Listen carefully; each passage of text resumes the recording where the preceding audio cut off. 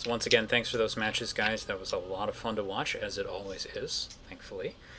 And so let's go ahead and talk about Game 1. Game 1 was on Frost, and it looked like for a while there at the beginning that ViperMusashi was getting a little bit of an edge, but things didn't go exactly as planned. So let's start with that, kind of like the general opening of the game.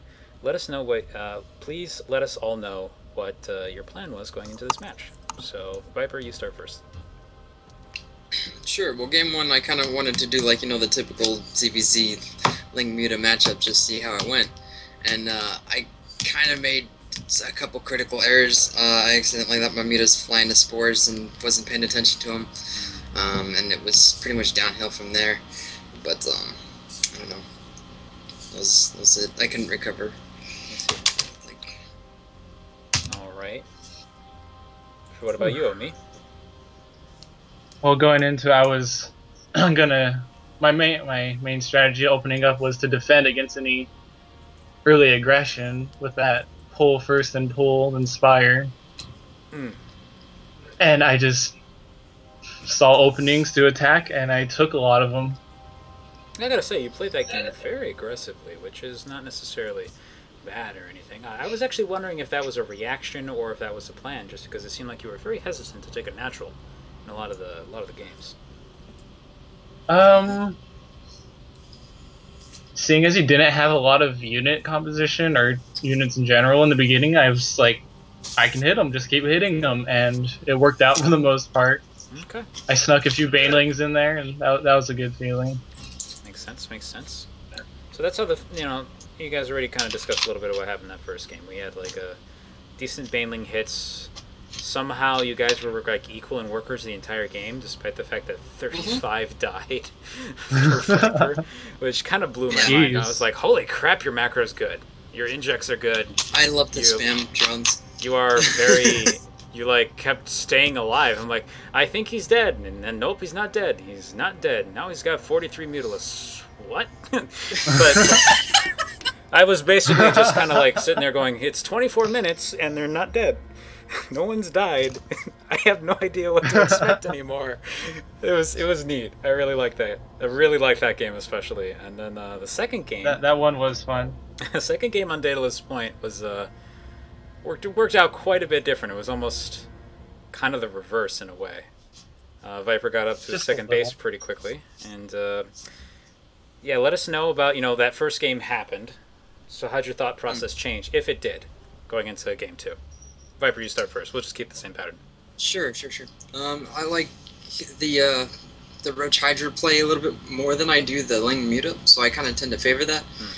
But I mean, I initially didn't see a natural with my Overlord, so I made some Lings. I went into his base to scout, and it was a giant turtle is all I saw. Okay. So I immediately expanded again and just mashed drones, and I had like 2 bases full of drones by the time he came at me. So I was able to put up a defense and counterattack and eventually take it. Okay. So what about you, Omee? I wanted to do a timing push with some roaches with some armor and attack, hopefully, and he had a lot more roaches than I anticipated. Yeah, I had to say that that was a very nice defense from Viper. Those 4 lings that you had sitting in the base were actually like just outside of where the roaches actually went. So yeah, I tried to sneak them around, and that was really nicely done. I thought for a moment that Viper might be in a lot of trouble when I saw that, but he clearly accurately guessed what was going on and had 8 roaches by the time he got there. So dang. It was unfortunately a pretty straightforward game as EVCs go, but still exciting nonetheless. So from there we go to game number 3. You've both taken 1 at this point. So same question again, thought process. Viper. Well, sure. Since I won with Roach Hydra, I figured I'd do it again. But I couldn't really get off the ground. I mean, he hit me pretty earlier than I was expecting. Well, to be fair, I kind of accidentally droned up to 18 before I made a pool. Oh. So if I hadn't done that, that. I probably would have had a lot of units to defend much earlier than I had, and it wouldn't have. You wouldn't have got my natural certainly, suited. yeah, that influenced my early push, and I saw your pull was barely done. Mm. So, Honestly, yeah. you're pretty good at seeing those timings. It's nice. But yeah, we'll switch it over to you then, Omee. I just went. I was on autopilot. Okay. Yeah, it was. I was gonna stick with the Lings, and then I saw he was going Roach Hydra again. Or actually, I saw the majority of the Roaches. I was like, all right, let's grab all the guests we can and go Muta. And that worked out. He didn't watch his Hydras, and I sniped them off. Okay. I was kind of not really thinking. Just bad on my part. I think I had like 2k minerals before. By the time I realized I should expand and mass some units. I see. Okay. So other than that, I mean, it seemed like pretty much the first game and the third game in a way were kind of parallel of each other, just to different degrees. We had pretty much just turned into a situation where one person just couldn't get the base that they needed, and it actually, I think the second game almost could have turned into that, but it was not for the same reasons. It wasn't like Viper was trying to deny the natural exactly. But Yeah. they were neat games. So thanks for playing, guys. If that's pretty much it from my end. Any further comments you want to throw in, go ahead. Also, shout outs, now is a good time. If you want to find me on Facebook, it's my picture.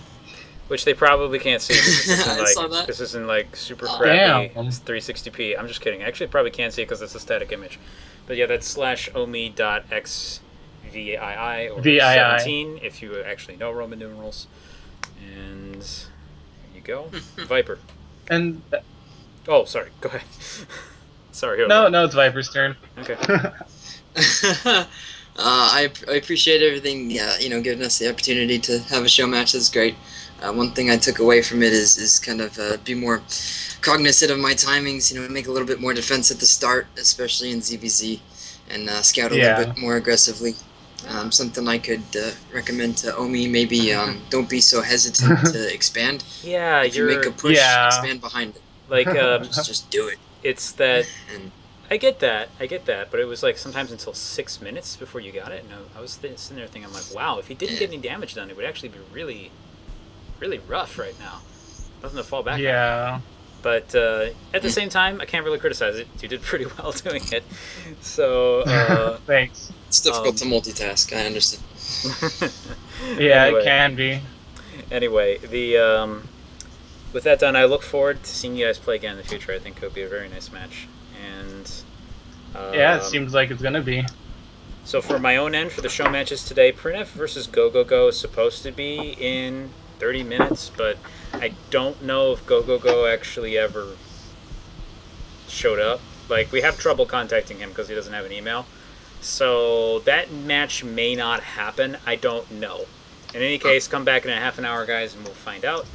As always, you can find the show match VODs at tinyrl.com/daynightS, and DK and S are capitalized. I don't know if that actually matters with TinyRL. I'll experiment with that later. And anything else?